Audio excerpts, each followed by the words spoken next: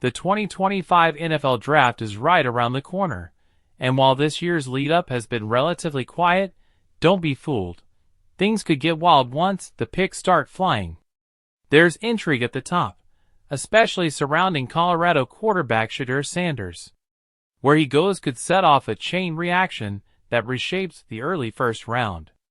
This draft doesn't have a runaway star like in years past, but it's got depth, mystery, and plenty of room for surprises. One of those surprises might be Louisville's Tyler Shough, who's quietly gaining traction with teams behind the scenes. Some believe he could be the draft's biggest shock. And speaking of shocks, don't rule out the Titans throwing a curveball, maybe not with Cam Ward, but perhaps with Travis Hunter, another former Colorado standout whose stock continues to rise. Misinformation is thick in the air. It's lying season, after all, a time when GMs spread false rumors to gain leverage or keep their real targets hidden. If it feels like no one knows what's really going to happen, it's because that's by design.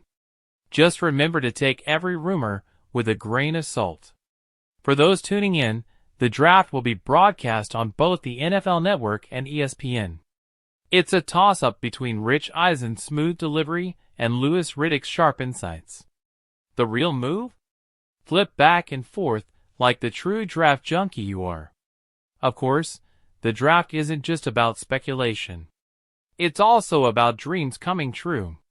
Behind every pick is a player who's worked their whole life for this moment.